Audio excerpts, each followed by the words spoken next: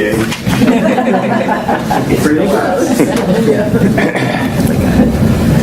I don't know about you, but I feel like I aged about 8 years since we started this. It's only been 4. No, it's been 8. So it's done, signed, sealed, delivered. Okay. We could go this past Monday, right in time for the UMass Soils Conference workshop on vapor intrusion. Nothing like deadline, huh? So I think a lot of folks did take a quick look at it, and they were kind of wondering what are the differences between this and the public comment draft that we had out there in October 2014, because when you look at it quickly, it looks pretty much the same. You know, the sections are set up more or less the same. Introduction, assessment, mitigation, regulatory framework, communication and public involvement, and obtaining access. So I think in this presentation we're going to go through and kind of highlight some areas that you might want to focus on, where I think some of the more substance changes have been made. We also worked on the appendices as well, and I'll talk about some of the changes associated with those. So section 1, I can't think of a lot of really big changes. I think overall we were just trying to clarify a lot of things, terminology, trying to make sure that terminology is the same throughout the guidance. I know some folks have asked if we had a red line strikeout version available so they could look at what the changes were made, and there were so many people that were involved in finalizing this document that it was a red, yellow, green, blue, brown red strikeout, and a little unyielding. It was a little tough, so we really don't have one that's available for folks to look at. So I'm going to try to point out some of the stuff that that we've changed so that you can focus on that when you look at the guidance. Elliot? Can you just compare the final one to the one you started with? Do a document compared and get a red line of all the changes? Again, I think that's pretty unyieldy. I've done that on other documents, and because we've made so many just changes in terminology and stuff like that, it really is kind of messy, and I think it's hard to follow. We can attempt that. I think there are a lot of things that were moved. Once you start moving things back, it will fall apart. But we'll take a look at it and see. I ran that red line strikeout comparison the other day. It bumped everything. Okay, we won't bother doing that.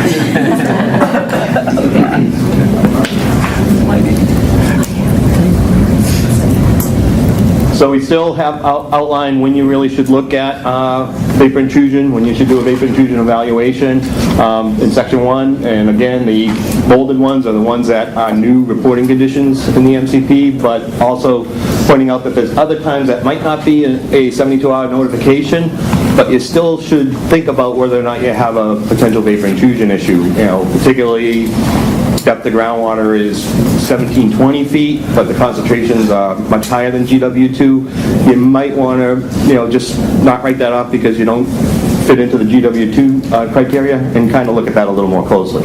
So kind of reiterating that. And section 2, again, probably a fair amount of changes here. Again, try to clean it up, make it read a little better. We have the multiple lines of evidence. Again, really focusing on that as a big component of conducting assessments at vapor intrusion sites. A little more on how to use the threshold values and the subslab screening values. And we kind of made changes throughout the document to clarify that these are screening values used to identify when you should do some more vapor intrusion evaluation and stuff like that, but not really to be used to show no significant risk. Kind of like not reportable concentration, but just triggers the evaluation. We left in the inclusion distant approach. A lot of folks, we had a comment in there about whether or not we should leave that in. And the more we thought about it, we thought it was a good thing. And this is particularly for petroleum releases. And if you can get a lot of information on conditions in the vadose zone between the release and the building that is in question, you may be able to rule out the vapor intrusion without necessarily putting in subslab soil gas or sampling the indoor air. So it outlines the situations where this may be used. It also outlines conditions that may not really work well with this approach.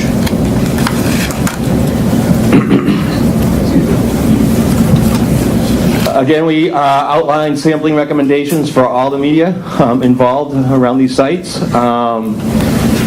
Again, reiterating that the problems with soil sampling, that it's hit or miss and may not be all that great for evaluating the vapor intrusion pathway.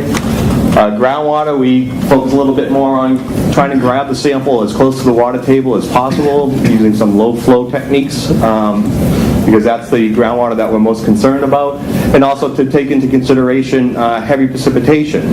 We kind of played around a little bit about recommending a time frame, but I think it's really site dependent, conceptual site model dependent, so you would have to look at that and try to determine whether or not a heavy precipitation event may have compromised your groundwater sampling. We really expanded, I think, the discussion on exterior soil gas. And this is soil gas probes outside the footprint of the building. Not so much as necessarily a tool for potential vapor intrusion. It still should be the subslab soil gas for that, but just a general tool for evaluating site conditions. Maybe a little better for identifying sources of VOCs in soil, because it's kind of like a great equalizer type of thing. I know I've used it in the past for determining where I might want to put monitoring wells or for preferential pathways. So we talked about that a little bit. Again, and I think try to clarify a little bit on the sampling approach for subslab soil gas, where you can use grab samples instead of the TO15 and things like that, and maybe even in some situations, PID might be if it's slow enough detection limit, might be a quick and dirty way to figure out what you need to do. And I think the benefit of doing something like that, and we're going to talk about this for indoor air screening as well, is when you're out there doing the work and you find something, you can kind of explore that situation a little more closely instead of grabbing a sample, sending it to the lab, getting the results a couple of weeks later, and then going, maybe we should go and look over in this area. You can do that with subslab soil gas, exterior soil gas rather, while you're out in the field. Again, subslab soil gas is preferred, actually in the exterior soil gas, particularly on the source property. We're still recommending that when you're initially out there, to use the full analyte list. A lot of times on these facilities, the history might not be all that well known, or the history has changed so much over the years. I know down in the New Bedford and Fall River area with all these old mills, they started out as textile mills, but then they closed down and they had, over the years, 10 to 20 different businesses in them. That may not be all that well documented, and they may have used different things than the original textile mill. So when you're doing your soil gas sampling, it's good to use the entire analyte list, because you might identify other contaminants of concern that you haven't been able to through the history of the site. Subslab soil gas, of course, is preferred to assess potential for vapor intrusion, because that's the soil gas immediately below the slab, not outside the footprint of the building. And I know we recommend a minimum 2 subslab soil gas probes. I think when we talk about that, we're thinking a normal size residential building.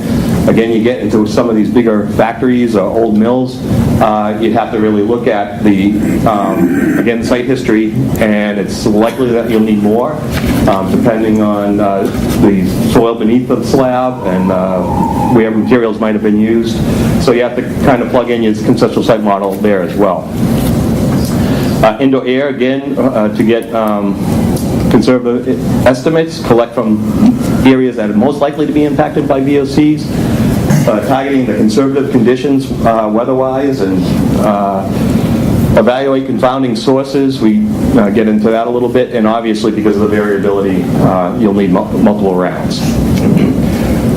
The guidance also outlines how to sample, and we really, I think, expanded the discussion on screening. Consider indoor air screening using either portable GC/MS or PID/FID. Okay, this one is really expanded a little bit based on a lot of work that DEP is doing, particularly at the Newton site that the Northeast is working on. They're out there a lot with a portable GC/MS, and again, like exterior soil gas, you can kind of react to the data as you get it, and maybe focus your assessment in certain areas that need that focus based on the samples you're collecting in real time. Maybe a good way to look at, the annulus and utilities coming into the buildings, screening that area and looking for preferential pathways. So it's a really useful tool One that we think folks should really consider when they're working on vape intrusion assessments, particularly more complex, large area ones. Okay. Again, so it increases the sampling density, a lower cost, quicker results, but you should verify it with laboratory analysis, obviously not one for one, but something to make you feel comfortable that the data is usable. And I've worked on sites using portable GCMSs, and the QA/QC for those machines is pretty good. You get pretty good results. Okay, and it may be sufficient to identify a potential imminent hazard, but obviously should not be used to rule out the imminent hazard. Okay, so if you're doing the sampling and the concentrations are pretty low, you want to back that up with real laboratory analysis. So again, we're still focusing on the multiple lines of evidence approach, including VOCs in groundwater, soil, exterior soil gas, subslab soil gas, and obviously indoor air. And the way our guidance is written is to collect as many of these as possible. Really makes sense. Indoor air, even if your subslab soil gas may indicate it's not necessarily a problem. A lot of times you don't have the right location for the flares or the preferential pathways. Also, outdoor sources is a big one, presence of indoor sources. And we wrote a little more on the presence of LNAPL and DNAPL and preferential pathways. And then obviously a lot of this is site dependent, so you use your conceptual site model because there may be other factors that are involved in the potential vapor intrusion pathway. We did, and I'll talk about this again, when we get to the appendix, the soil gas screening values and the threshold values. We did get a lot of comments about that, particularly with TCE and 1,2 DCA. A lot of folks are saying, we think you should reevaluate that. And it's not completely off the table, we just didn't do it as part of this final draft. The threshold values, of which the subslab screening values are based, were we did a fair amount of work to come up with those. We started looking at like over 100 studies, narrowed it down to about 8, and picked those 8 studies to come up with typical indoor air concentrations, and then from there we developed the threshold values. We are getting data that indicates that maybe 1,2 DCA might be some new compound and new building material, but we're not seeing a lot published yet. I think as more information comes in and maybe we get more published reports, we can reevaluate that. The same thing with TCE, but right now we stayed with the threshold values. And again, we looked at the attenuation factor with new EPA data from 2012, and there was nothing really compelling to have us change that either. So we kept the same dilution factor, and therefore the screening values have stayed the same in this draft. Exposure point concentrations, again we talk about conducting risk assessments and current indoor air. This is something that came up between the public comment draft and now, where we're seeing a lot of buildings where you have indoor air data that indicates that there's no impact, but there's pretty high subslab soil gas concentrations. And so if that building were to change, if somebody went and put in a new utility and poked a hole through the slab of the basement wall, with that high level of soil gas, there may be a vapor intrusion issue. Okay? So we struggled with that and how to deal with that a little bit, and more so for future EPCs. So current EPCs use testing indoor air and it's not a problem. But in the future, if building conditions were to change, there might be a problem. So in those cases, we determine that you really can't use the current EPCs to determine future EPCs if you have really high subslab soil gas. Could you put that back in?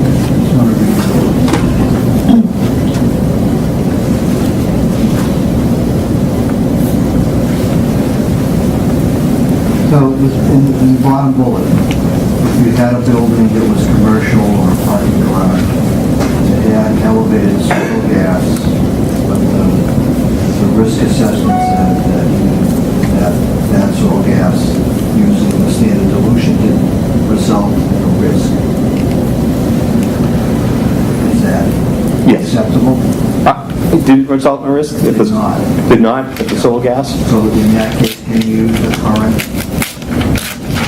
We are recommending that you use our subslab screening values. If you're above the subslab screening values, there may be an issue in the future.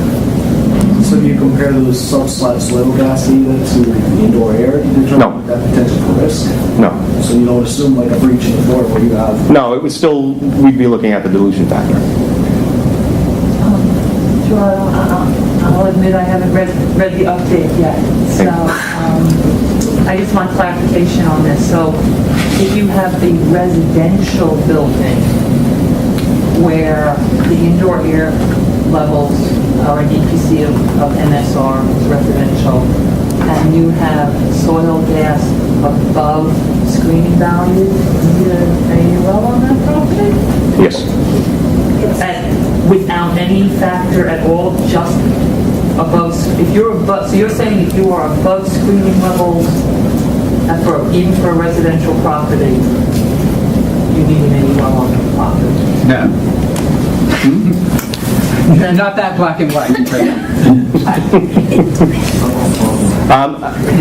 Well, if the person were to change the building and put in a sump or cut through the floor, then there's a potential vapor intrusion issue. So the final guidance has come out that if you basically on any property that has soil gas above the screening value, It's not based on the screening values? For the fact? You explain it.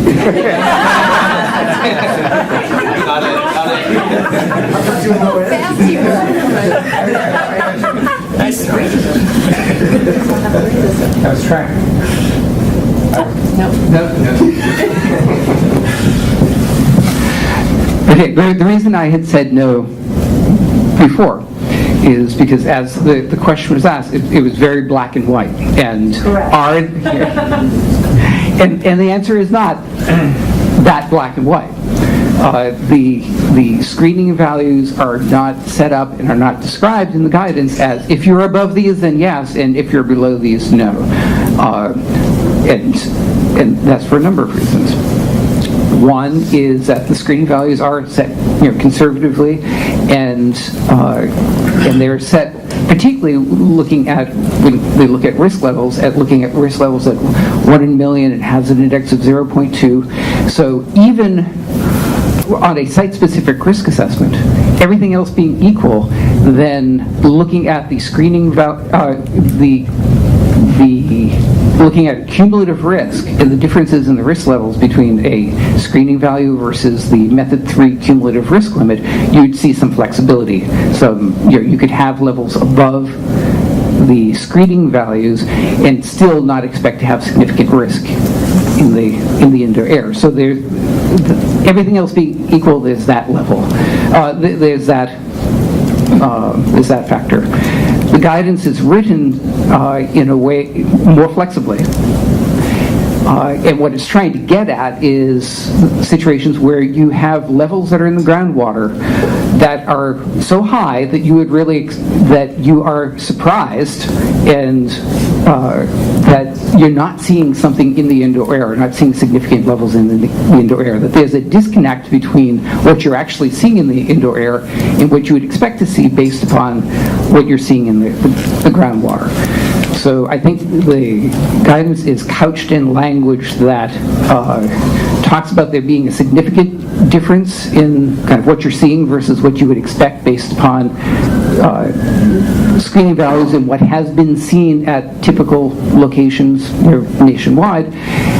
And the implication there is that there's something unique about that building, that at the moment it is tight. There are conditions that are preventing the migration of that contaminant from just below the slab, through the slab, into the building. And it's those conditions where you have, and I don't want to use, I'm going to use the word, but I don't really want to use the word because it's fraught with stuff, baggage. Essentially, there's a pool of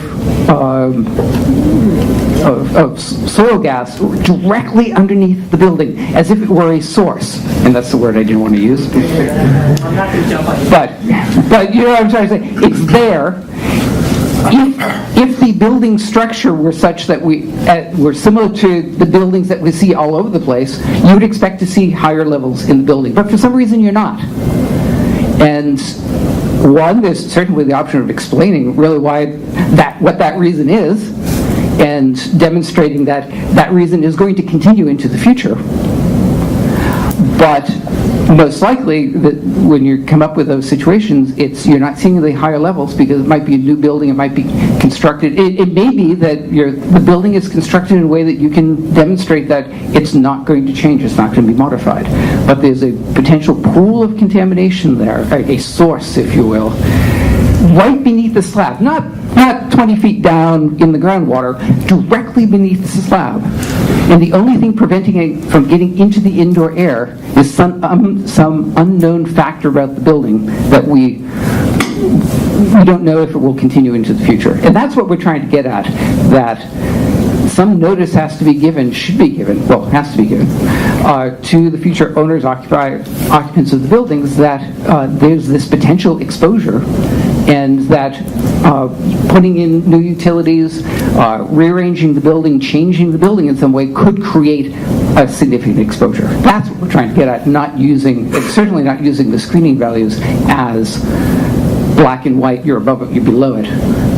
But we want to identify those situations where what you're seeing is not consistent with what would be expected, and that there's a potential for a significant risk, if not an imminent hazard, should there be changes to the building. Not black and white. And so you're saying it's a judgment call. It's not like if it's more than twice the sub-slab screening values, then we did not put a 2 times, 3 times, 10 times value into that. You could go back and forth on that. There are merits to putting in numbers, and there are merits to leaving it and using language that is things like significantly different from what you would expect, using the typical attenuation factors that one sees in these type of situations.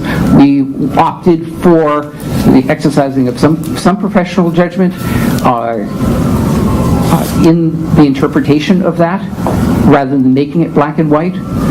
But what we are trying to get at is, if there's and I'll use the word again, if there's a potential source of VOCs directly beneath the slab, and there's not, and the only thing keeping it from getting in the indoor air and creating exposure is that slab, and we don't know why it's not getting in now, then we need to carry that information forward into the future, and the AUL would be the mechanism for doing that. So you're proposing that we put controls you basically said that we don't know what's controlling that vapor, but we need to specify some sort of control on that. With a condition. I think the AUL would, the conditions as they are, for whatever reason, are controlling.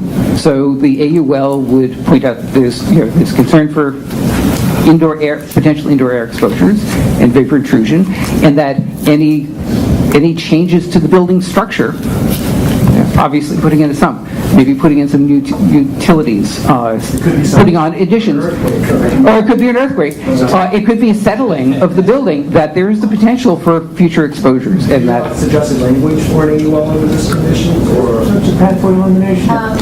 It's essentially, the building is essentially acting as a cap, much as. But again, it's acting in a way that is not expected, and we may not understand the mechanism of how it's acting. Well, it may just be a newly poured, completely intact, airtight slab, but they don't stay that way. And most of the slabs that we see, that you see, are not that intact. Allow some vapor intrusion, allow some connection between the sub-slab soil gas and the indoor air. And what this is trying to get at are those situations where what you're seeing is atypical. It's not what you would have expected.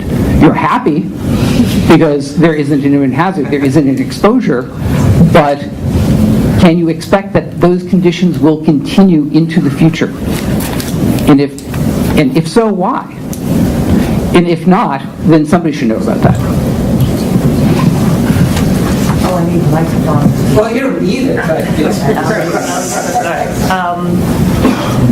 This the guidance document coming out with this language,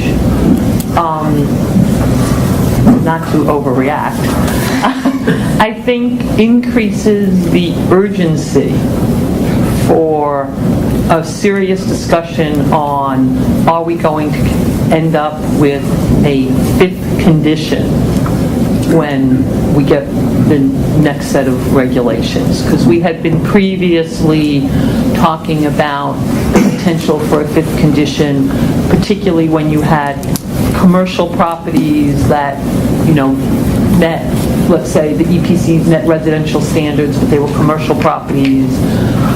There was the feeling that there still needed to be an AUL because it was a commercial property. And we were talking about a fifth condition. Now we've really expanded that to most properties are going to need an AUL. I appreciate, Paul, you saying it being case by case, but I also think that we should really have that discussion. Is this something that will likely end up in the new reg package? And I appreciate that until the regs are changed, we can't rely on the condition, but it's something that we can plan for. And I don't remember the timing of the new regs, but it's something optimistically within the next year. And, that might really, I'm being optimistic, but that really can affect how we're planning on managing our sites and saying, okay, we can hold off maybe bringing a site to closure so that we can take advantage of a condition that's going to be in the new set of regs, as opposed to thinking we need to put an AUL on it, because there's a real significance in putting an AUL on a property versus if we have a condition, and particularly if the property isn't owned by the PRP and it's owned by a third party. I know that was very long-winded, but...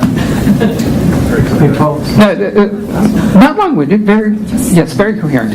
And I think two things. One is that we are going to have that, I'm just going to change this so people online can see at least some of this. Yes, we're going to have that discussion because we're into the n-dimensional space of how many different categories of permanent solution with conditions but no AUL, and what are the things that might go into that. That is one of the things that Liz will talk about a little bit later, but yes, that is the, we talked about that for one type of things. This is something certainly that we would have the discussion about kind of what the guidance reflects the regs as they stand now. And our concern, and I think I was somewhat careful about in describing it, we want people to know about this situation going into the future and what is the best, most workable, effective way of doing that. An AUL is the tool that we have at hand now and is consistent with the current regs. But we will have that discussion very soon about that permanent solution with conditions, no AULs, and the type of things that may or may not, because we're not committing to anything except having that discussion at the moment. Well, I appreciate that. But we do want that discussion. We want to have that discussion, and I think it's part of that.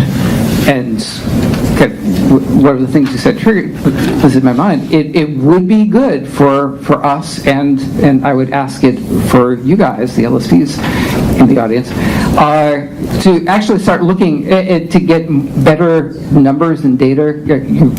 You characterize it as most sites will have this. I think from our perspective, I think what we're seeing is that most of the sites that have significant sub-slab soil gas levels also have indoor air levels that are in the ballpark consistent with what we would expect. And that I think it's more of an outlier, and the question is how much of an outlier is it to have what I would characterize as more unique situations. What you're seeing is a disconnect, literally and figuratively, a disconnect between the subslab soil gas and the indoor air. And that those are the ones that we're trying to capture here. But that most of them, what you're seeing in the indoor air, would be expected given what you're seeing in the soil gas, and that an AUL, you're either going to act on it because it's posing a risk or posing an imminent hazard, and something will happen, or that the levels that you're seeing in the soil, in the indoor air, don't pose a risk, and the levels that you're seeing in the soil gas are kind of in the ballpark of what you would expect. And those are the cases where we wouldn't expect an AUL because you're seeing what you expect to see. So I think the discussion that we will have, I think, would be really well informed by some data, better data that we have more than anecdotal, about kind of the number of sites that would fit into this category, and some thought about why these sites exist. Getting at the, how do we explain this disconnect? I'm only concerned in some ways. I deal a lot with homeowner spills, and lately I've been jumping right into indoor air sampling to rule out that pathway. So if I can rule it out through that test, it's a $300 expense for a homeowner versus going out, installing probes and multiple samples under the slab. But it does ask. I'm starting to ask myself is if it's clean in air, should I now still be looking at subslab to rule out that potential future risk? So it does put me in a little bit personally in some situations with this. So I just wanted to add that. So part of that would be the whole weight of evidence issue, and to what extent does one rule out exposures or define the site really solely based on indoor air? And we like going in and doing indoor air sampling. We would encourage that, but usually it's linked as well with either groundwater data or the soil gas data. So I think one question would be, for this kind of situation, if you don't have the soil gas but you have, say, groundwater data in the area, kind of how that relates, and would you have the same issue if you had screaming high groundwater levels and nothing in the indoor air? Where do you go from there? Is the AUL appropriate in that case, and just put that on? Is you say that the site just hasn't gotten there? Are you concerned? Kind of what is the implication for looking at soil gas? I mean, that's all stuff that I don't think we have a quick and easy answer for. But I think that's the thought process of.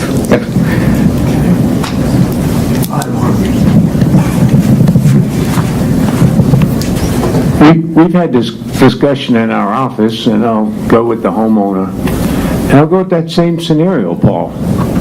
High levels of soil gas, a completed pathway into a residence, commercial, whatever. And you find that pathway, and that pathway is a simple sewer line. You basically seal that soil line, and now you're in the same situation that you were just discussing. What I think I'm hearing, and I was concerned about this because I said, it's an activity and use limitation, even putting a little bit of concrete on this soil line to eliminate that pathway. But what I'm hearing, maybe in a year, that's not going to be the case. There may be a fifth condition that would fit. That would be a scenario that would fit into. You don't have any more indoor air, but you still have high levels of soil gas underneath the residence or commercial. So would that fit in that potential fifth condition? No AUL? The fantasy condition. Do you want to take that one? I said I would think it would, and actually in that situation, you actually have data that shows that the soil gas was getting in by this pathway, but you seal it up, and so the condition would be maintaining the condition of the building at the time that you didn't have the impact. With no AUL. Yeah. I like it, but it's not there. But then why can't you say the same thing for this, where you don't know why it's not getting in? Obviously, the building is some kind of cap or whatever. Why can't you use that same justification and just say maintain the building as is with no, just like you said? I think I think right now in the case that you brought up, it would still require an AUL. And actually, I was working on a site in the southeast region right now, where they had a sump. The resident actually sealed the sump, and so the PRP was trying to argue it wasn't a response action. But we had data prior to sealing this up and after, in multiple rounds, both, and clearly demonstrated that after the sump was sealed, there was no impact to the indoor air.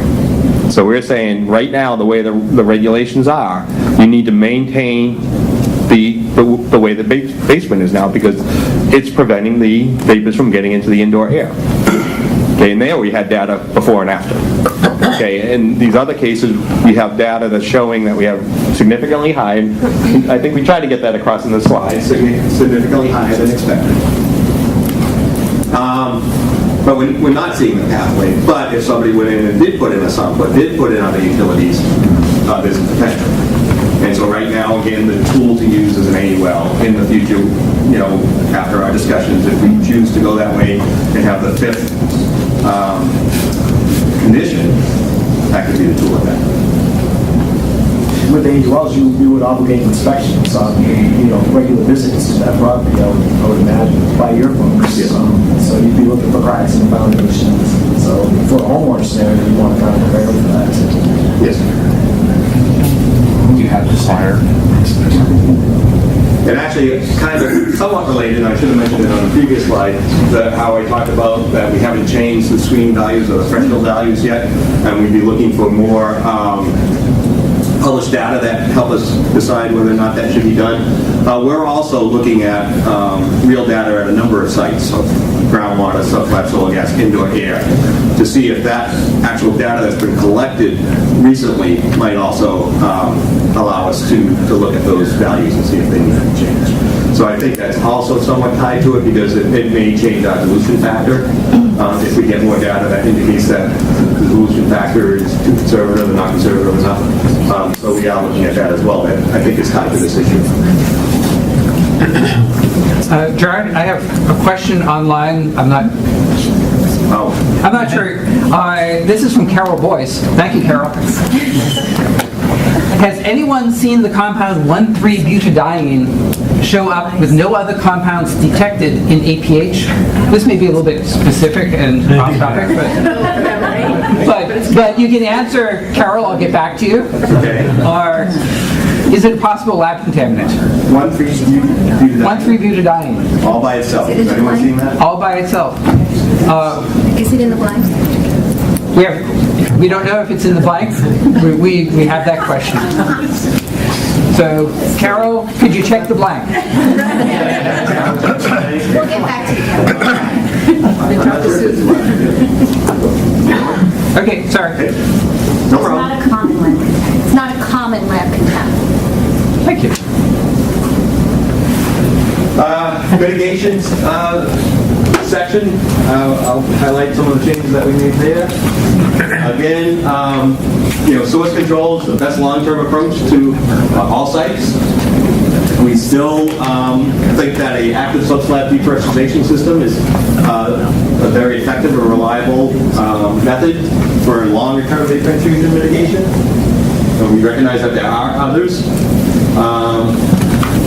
And then we also have guidance providing recommendations for monitoring the systems. Okay, again, source control, removal. I think we expand a little bit the prompt response actions, particularly with the work that everyone's doing on TCE. You get out to a place and you've got relatively high level of TCE. What can you do to the building to try to mitigate that before you get a chance to put in a subslab system or other mitigation measures? Obviously, ventilation. Sometimes you can play with the HVAC, change the pressurization in the building, and air purifying units. All of these are considered short-term, really short-term measures. Go back to the old MCP. That just kind of put a Band-Aid on it until you can do something that's a little better. We did update quite a bit on the air purifying units based on, again, our use of them, particularly in the Newton project. You really have to, I think, look at this really closely. A lot of the work that's been done to show how well these work have been based on really high indoor air VOC concentrations. I think like 100 cubic meter. So there's a question as to, on the lower levels, how effective they are. You also have to look at issues with if there are confounding sources into a building, are they going to compete for the sites in the carbon and maybe not allow the APUs to remove as much of the contaminant of concern? Moisture issues and stuff like that. So they're a good, really quick way to try to knock the concentrations down, but obviously not something that is going to do it long term. Also, we also talk about, there's different fans that you can put on there, and sometimes if the fan is too loud, as soon as you drive away, the resident's got to unplug it, and that's really not going to do much. So just things to take into consideration if you're using those. And then we get into the pathway eliminations that normal things to consider when you're doing that. One of the things we changed too is the active systems as a mitigation pathway.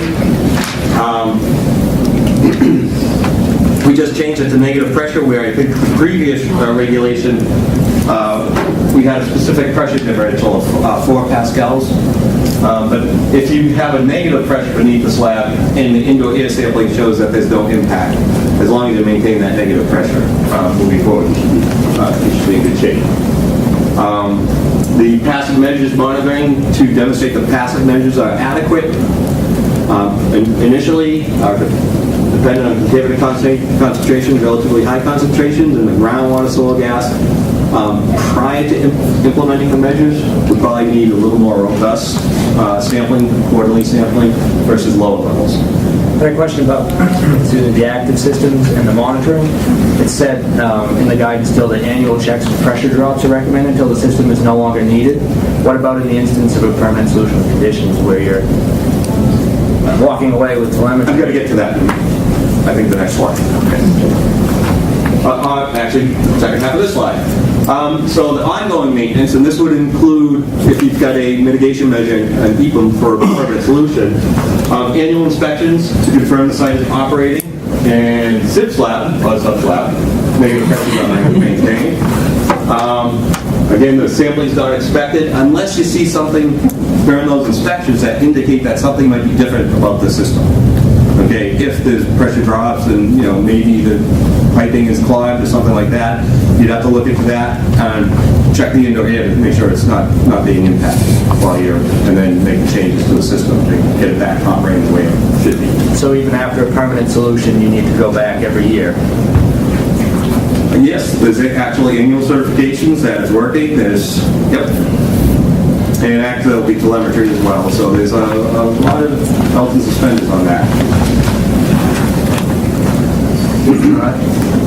Some of the sub-slab systems I've seen designed have air inlets, so it's more of a flush as opposed to pressurization. Is that consistent with your idea of sub-slab pressurization? Or is that, should you not use that type of design? I think what we're kind of hanging our hat on in this one is maintaining the negative pressure beneath the slab to ensure that you don't have the intake coming up into the building. If you have air coming in, I think it might just help to maintain a negative pressure. It would be very good. The principle is to maintain no concentration beneath the slab by flushing. But would that cause you to have to do more indoor air? Because it seems like if you can show that you've got a negative pressure, your performance monitoring is a lot simpler. Yes. Just looking to show that it's still vacuum.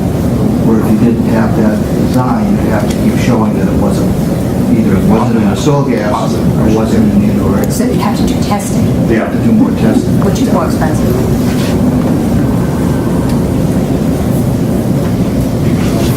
On the passive measures, we clarified the ongoing maintenance and monitoring in the final draft. So if you put in the passive measures to deal with the impact, and based on your sampling that you did to demonstrate that it's working, you have no significant risk. Sampling's not expected after a permanent solution, provided that there's no changes to the building or to the system itself that would affect the potential impact of indoor air. So if you go out and somebody's changed their building around, put in, did some work in the basement or something like that, that may impact it, just like that other issue we were talking about.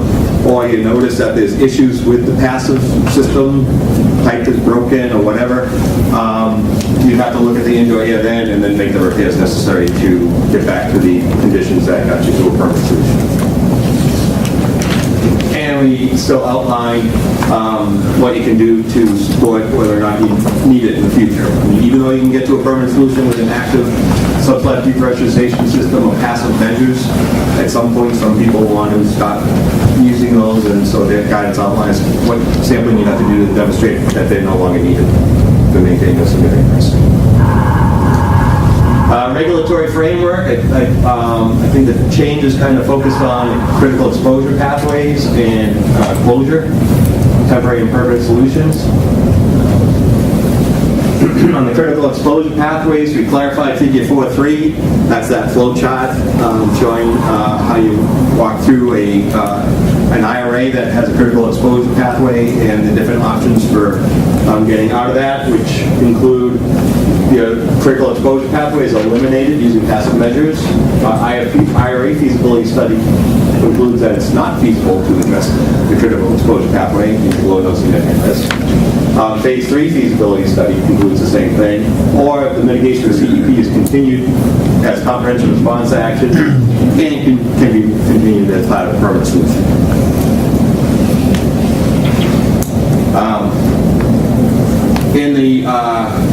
In this section, we also took the table that had uses for AULs and split it into two separate tables.